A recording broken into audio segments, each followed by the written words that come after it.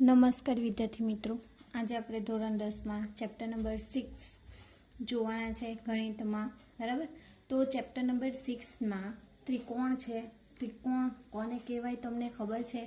ત્રણ સમરેખ બિંદુઓને જોડવાથી બનતા આકારને ત્રિકોણ કહેવાય છે. બરાબર, તો આ ત્રિકોણ માટે આપણે ઇન્ટ્રોડક્શન અને ફોર્મ્યુલા જોઈએ. અને ચેપ્ટર નંબર 6નું આપણું વેટેજ છે 6 માર્ક્સનું. એમાં એક પ્રમેય 4 માર્કમાં પૂછાશે અને 2 માર્કનો એક એક્ઝામ્પલ આવશે. બરાબર, થોડુંક લાંબુ છે ચેપ્ટર પણ સરળ છે. બરાબર, ધ્યાન આપશો તો આવડી જશે.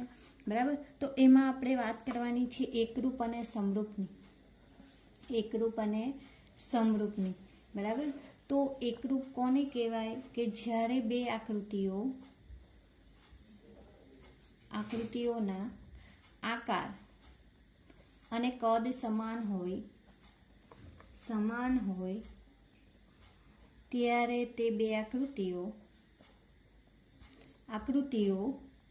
એકરૂપ છે એમ કહેવાય.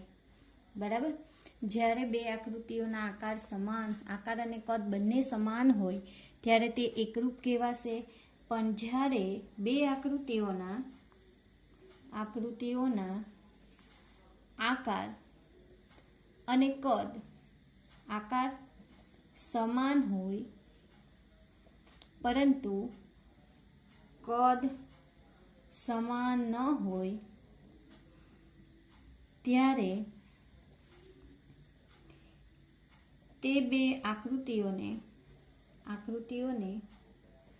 સમરૂપ છે એમ કહેવાય. બરાબર, તો એકરૂપ અને સમરૂપમાં ખબર પડી. જ્યારે બે આકૃતિઓના આકાર અને કદ બંને સમાન હોય ત્યારે તે આકૃતિઓ એકરૂપ આકૃતિ કહેવાશે. અને જ્યારે બે આકૃતિઓના આકાર સમાન હોય પરંતુ કદ સમાન ન હોય તો ત્યારે તે બે આકૃતિઓને સમરૂપ આકૃતિ કહેવાશે. ઉદાહરણ તરીકે મેં લઈ લઉં તો એક રેખાખંડ લઈ લઉં. બે રેખાખંડ છે મારી પાસે, AB અને PQ. બરાબર, આ બે સેન્ટીમીટરના છે. બરાબર, તો આ બે રેખાખંડ એકરૂપ કહેવાશે. અહીં મેં એક્ઝામ્પલ તરીકે લઉં તો અહીં લઈ લઉં 2 સેન્ટીમીટર રેખાખંડ PQ, 3 સેન્ટીમીટરનો લઈ લઉં તો આ શું કહેવાશે? સમરૂપ આકૃતિઓ કહેવાશે. એવી જ રીતે વર્તુળ લઈ લઉં તો વર્તુળ માટે આ 2 સેન્ટીમીટર ત્રિજ્યાવાળું વર્તુળ છે. અહીં પણ એટલું જ 2 સેન્ટીમીટર ત્રિજ્યાવાળું વર્તુળ લઈ લઉં તો આ બે આકૃતિ એકરૂપ કહેવાશે. જ્યારે મેં અહીં એક 2 સેન્ટીમીટર ત્રિજ્યાવાળું વર્તુળ અને બીજું 3 સેન્ટીમીટર ત્રિજ્યાવાળું વર્તુળ લઉં તો આ બંનેના આકાર સરખા છે પરંતુ કદ અલગ અલગ છે. બરાબર, અહીં પણ આકાર સરખા છે, કદ અલગ અલગ છે. એવી જ રીતે બીજું ઉદાહરણ લઈ લઉં તો આ 2 સેન્ટીમીટરનો ચોરસ લઈ લઉં. બરાબર, આ બધી બાજુની 2 સેન્ટીમીટર છે. બરાબર, ચોરસ. બરાબર, આ ચોરસ છે, આ વર્તુળ છે, તમને ખબર છે આ રેખાખંડ છે. બરાબર, આકાર બંનેના સમાન હોય અને કદ બી સમાન હોય તો એકરૂપ કહેવાશે. અને આકાર સરખા હશે પરંતુ કદ અલગ અલગ હશે તો એકરૂપ કહેવાશે. અહીં આ વર્તુળ છે, આ રેખાખંડ છે. બરાબર, એવી જ રીતે મેં અહીં ચોરસ લઈ લઉં. ચોરસનું ઉદાહરણ તો અહીં મેં લઈ લઉં 2 સેન્ટીમીટર અને 3 સેન્ટીમીટર. બરાબર, તો આ 3 સેન્ટીમીટર વાળું ચોરસ અને આકાર સરખા છે પરંતુ કદ અલગ અલગ આવશે. બરાબર, તેવી જ રીતે મેં સમબાજુ ત્રિકોણ લઈ લઉં. સમબાજુ ત્રિકોણ લઈ લઉં તો આ 2 સેન્ટીમીટર વાળો ત્રિકોણ લઈ લઉં. બરાબર, તો આ સમરૂપ એકરૂપ કહેવાશે. અને એવી જ રીતના અહીં મેં એક આકૃતિ લઈ લઉં. સમબાજુ ત્રિકોણ છે પરંતુ એમાં અલગ અલગ બાજુ છે. આ 3 સેન્ટીમીટરની અને આ શું છે? સમબાજુ ત્રિકોણ. બરાબર, તો અલગ અલગ લેવાશે. અહીં પણ સમબાજુ ત્રિકોણ. બરાબર, તો જોઈ લીધું સમરૂપ કોને કહેવાય અને એકરૂપ કોને કહેવાય. તો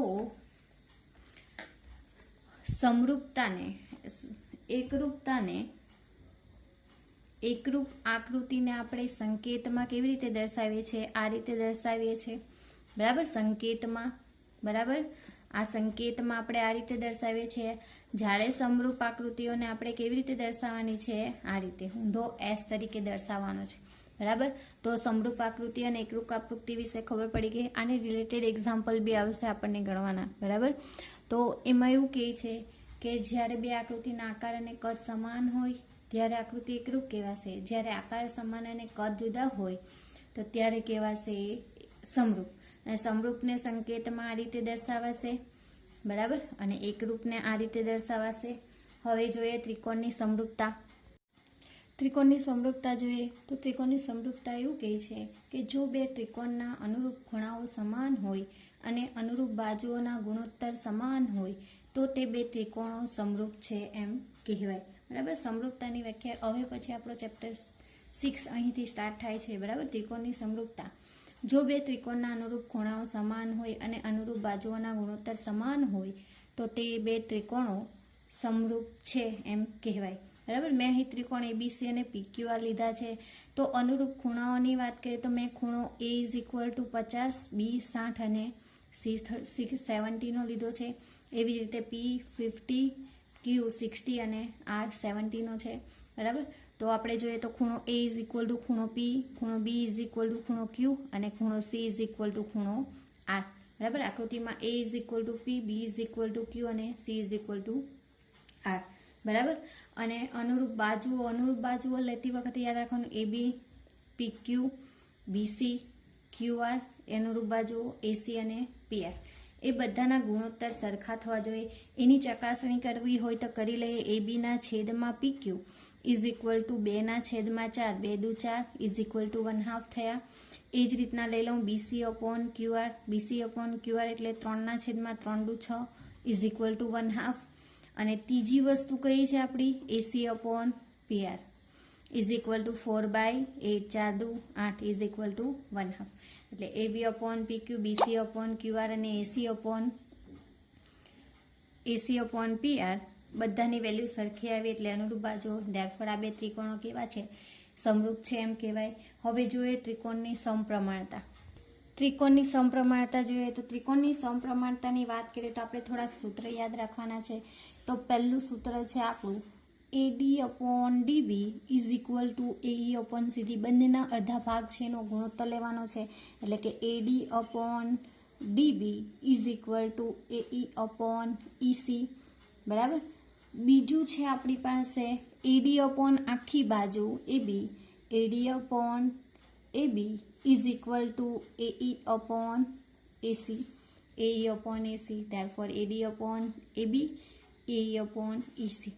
ત્રીજી વેલ્યુ આપણી આવશે DB/AB. બરાબર. આ લીધી ને, આ લીધી અડધી તો આ બી બાકી રહી ગઈ. Therefore BD/ અથવા તો DB/AB = EC/AC. બરાબર. ચોથી વેલ્યુ આપણી આવશે AD/આખી બાજુ AB = આ બાજુ આવશે DE/BC. બરાબર. અને તેવી જ રીતે પાંચમી બાજુ આવશે AE/AC = DE/BC. બરાબર. તો આ રીતે આવશે. તો સમપ્રમાણતા માટે પહેલું આપણે યાદ રાખવાનું છે AD/DB = AE/EC. બરાબર. બીજું આવશે DB/AB = EC/AB. પછી આવશે AD/AB = AE/EC. બરાબર. ત્રણ આવી ગયા. આપણે આ ત્રણ મોસ્ટ ઓફ આ ત્રણનો ઉપયોગ કરીને એક્ઝામ્પલ ગણવાના હશે. ત્રણ બાજુના માપ આપેલા હશે, ચોથી બાજુનું માપ શોધવાનું હશે. બરાબર. અથવા તો બધી બાજુઓના માપ આપેલા હશે અને ત્રિકોણ સમરૂપ છે કે નહીં એવું સાબિત કરવાનું હશે, ત્યારે આપણે આનો ઉપયોગ કરીશું. બરાબર. હવે આપણે જોઈએ ત્રિકોણનું ક્ષેત્રફળ. તો ત્રિકોણનું ક્ષેત્રફળની વાત કરીએ તો ત્રિકોણનું ક્ષેત્રફળ, તો બે ત્રિકોણ લઈ લઉં. એક તો મારી પાસે અહીં ABC અને PQR બે ત્રિકોણ છે. એ therefore મેં ABC/PQR લઈ લઉં. તો આને કહેવાશે ABCનું ક્ષેત્રફળ છેદમાં PQRનું ક્ષેત્રફળ. એક જ એક્ઝામ્પલ આવશે આમાંનો. બરાબર. અથવા તો VSQમાં આવશે. બરાબર. તો બધી બાજુ અનુરૂપ બાજુઓના વર્ગનો ગુણોત્તર લેવાનો છે. AB²/PQ², BC²/QR² = AC²/PR². બરાબર. આ બધાનો ગુણોત્તર લઈશું ત્યારે આપણને મળશે ત્રિકોણનું ક્ષેત્રફળ. હવે આનો બધાનો ઉપયોગ નથી કરવાનો. આપણને જ્યારે એક્ઝામ્પલ આપેલા હશે તેમાં છે ને તે કોઈ બી એક બાજુનું માપ આપેલું હશે અને બીજી બાજુનું માપ શોધવાનું હશે, અથવા તો બે બાજુને એક ક્ષેત્રફળ આપેલું હશે ત્રીજી બાજુનું. ધેરફોર ABCનું ક્ષેત્રફળ PQRનું ક્ષેત્રફળ અથવા તો AB² / PQ². આનો આવી રીતે ઉપયોગ કરવાનો હશે. કોઈ બી બાજુ, આની જગ્યાએ આ બી બાજુ હોઈ શકે, આ બી હોઈ શકે. હવે જોઈએ પાયથાગોરસનો પ્રમેય. પાયથાગોરસનો પ્રમેય એક્ઝામ્પલમાં આપણને બાજુઓની વેલ્યુ શોધવી હોય તેના માટે જરૂરી છે. તો આ કાટકોણ ત્રિકોણ છે મારી પાસે બે, એક તો ABC અને PQR, બરાબર. આ કર્ણ થશે ને આપણને ખબર છે પાયથાગોરસનો પ્રમેય શું કહે છે કે કાટખૂણ બનાવતી બે બાજુઓના વર્ગનો સરવાળો ત્રીજી બાજુના વર્ગ બરાબર થાય છે. એટલે મેં કહી શકું AC² = AB² + BC². તમે 9thમાં બી શીખી ગયા છે. એ જ રીતના PR² = PQ² + QR², બરાબર. આ બે થશે બંને આકૃતિ માટે અલગ અલગ, બરાબર.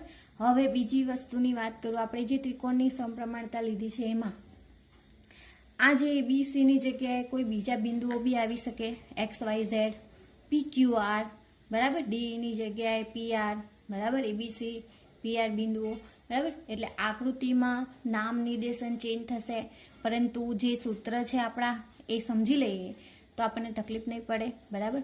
તો આ થયું આપણું ઇન્ટ્રોડક્શન શાનું, ચેપ્ટર નંબર 6માં, બરાબર. હવે પછી આપણે નેક્સ્ટ લેક્ચરમાં એક્ઝામ્પલ જોઈશું સ્વાધ્યાય 6.1ના, બરાબર. Thank you.